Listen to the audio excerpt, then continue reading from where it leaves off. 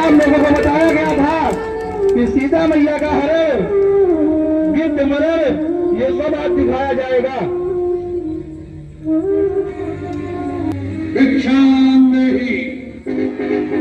कि हमें कुछ खाने को मिल जाएगा। अवश्य महात्मन, क्षमा करें, इस समय मेरे पति कुटिया में नहीं है, इसलिए मैं आपका स्वागत नहीं कर सकती। परंतु कृपा करके आप वहीं ठहरिए, मैं अपनी भोजन लाती हूँ।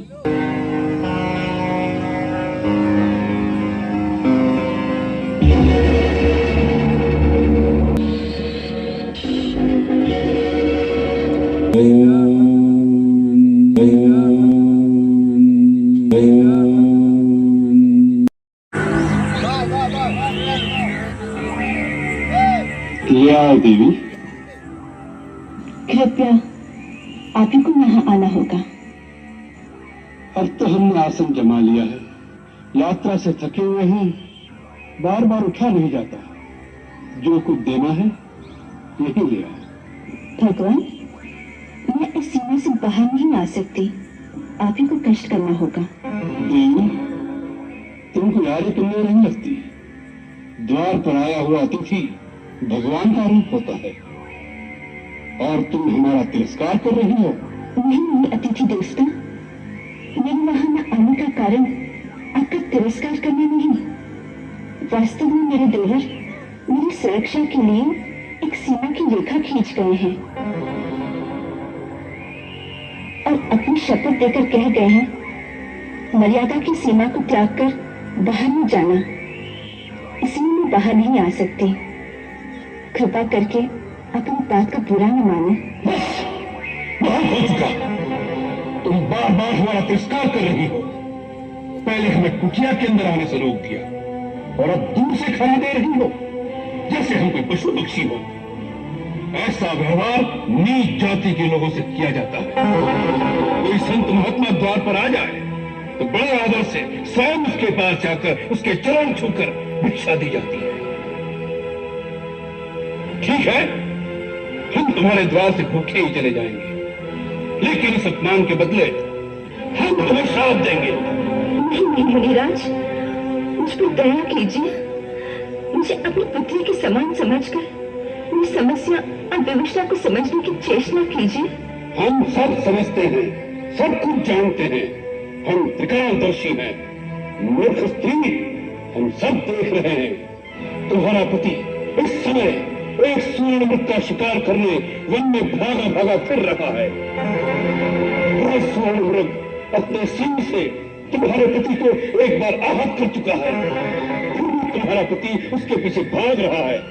हम श्राप देते हैं, वही स्वर्ण मृग अपने तीखे सिंगों द्वारा तुम्हारे पति को। नहीं, अपने श्राप मत दीजिए, मैं वहीं आती हूँ। आप मेरे पति को श्राप मत दीजिए, श्राप मत दीजिए, मुझ पर दया कीजिए, मुझसे भूल हो गई है, मैंने उनकी शक्ति को नहीं पहचाना था, मुझे क्षमा कर दीजिए। जाओ कन्या, हमने तुम्हें क्षमा कर दिया। हम तुम जैसी सुंदर नारी के अश्रु नहीं देख सकते।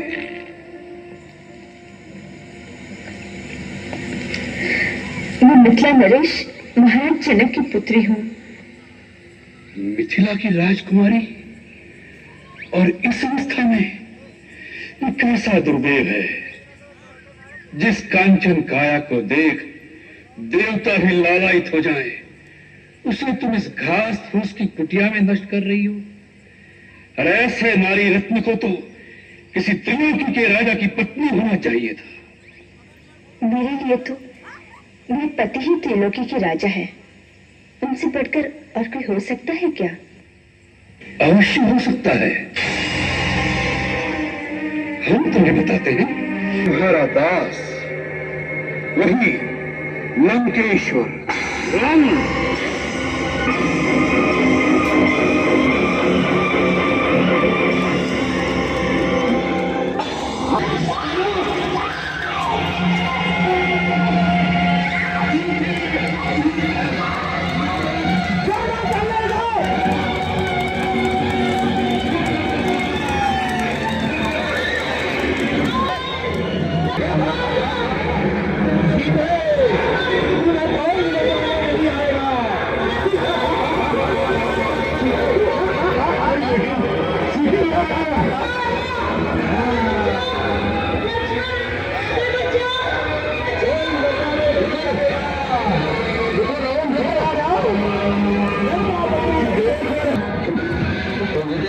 छोड़ दो, ये धर्मप्राण और पति बदस्ती है। इसका बंधुओं अपहरण करने से तुम निश्चित ही विनाश को प्राप्त करोगे। झूठ बोल बताओ, रावण को शिक्षा देना हो, जाओ किसी पेड़ में बैठ कर आराम करो, मेरे रास्ते में खाओ, कभी मुझे क्रोध न आ जाए।